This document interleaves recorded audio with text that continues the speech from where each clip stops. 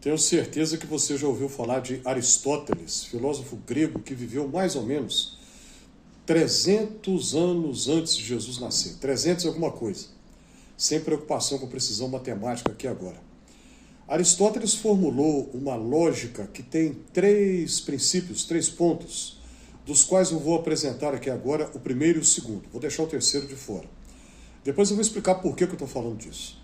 O primeiro princípio da lógica aristotélica é o princípio da identidade. Algo é o que é. A é igual a A.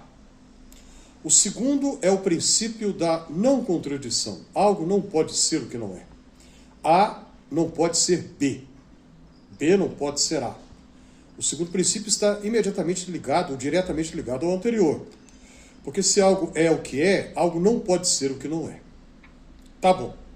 Agora eu quero lembrar com você aquela fala recente de um líder evangélico brasileiro, que uma pregação que ele mesmo divulgou e fez isso de propósito, porque sabia que ia dar muita repercussão. Ele falou que os pais crentes não devem mandar seus filhos e filhas para a universidade, porque senão eles vão se perder moralmente. No dia seguinte, este mesmo líder evangélico brasileiro, que ele mora nos Estados Unidos, ele faz uma postagem pública dele com seus 2 filhos, meninos, garotos ainda, e diz: ó, Brasil, olha onde é que eu estou, quem diria, hein? Depois de uma semana de tanta polêmica, vejam na localização onde eu estou. E ele estava na Universidade Harvard, uma das mais importantes do planeta Terra. Tá bom, mas o que tem a ver uma coisa com a outra? Você vai entender. O princípio da identidade diz algo é o que é. O rico é rico, o pobre é pobre. O princípio da não contradição diz que algo não pode ser o que não é. O pobre não pode ser rico, tem que continuar pobre. E o rico tem que continuar sendo rico. Quando esse líder evangélico faz isso, depois no dia seguinte posta um vídeo dele em Harvard, não precisa ser especialista em semiótica nem análise do discurso para ver que ele está fazendo uma chacota, uma zombaria, dizendo assim: vocês, os filhos de vocês, podem vender picolé na garagem. Foi o que ele falou na pregação dele, né? Meus filhos vão estudar aqui em Harvard. Era isso que ele estava dizendo. E com isso, ele está dizendo: o pobre tem que continuar pobre, o rico tem que continuar rico. Nós todos sabemos que a educação, o estudo, é uma das maneiras pelas quais é possível superar o círculo vicioso da pobreza.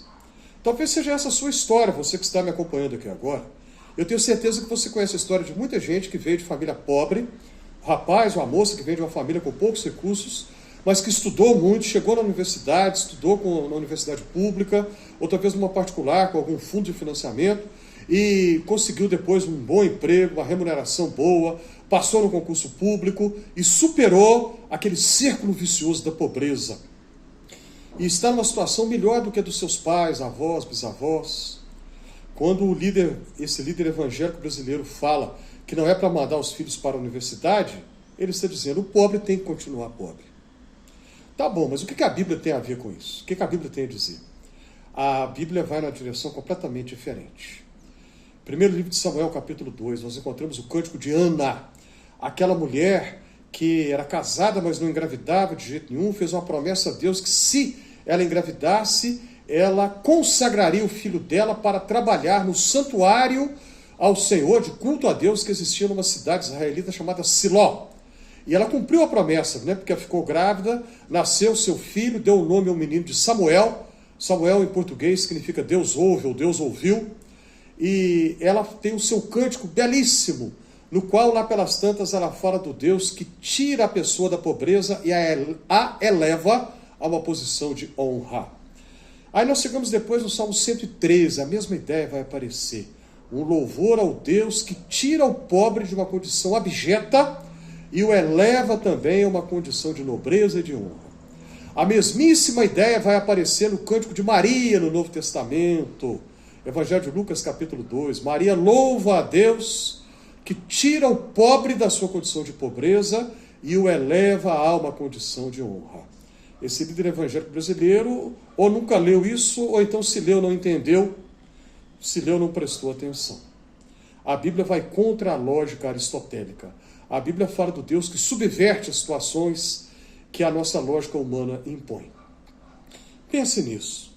Se você gostou desse conteúdo, clica na mãozinha do joinha, comente, coloque suas impressões e comentários aí, ajude a divulgar, inscreva-se se ainda não o fez, e a quem já se inscreveu, minha gratidão muito sincera.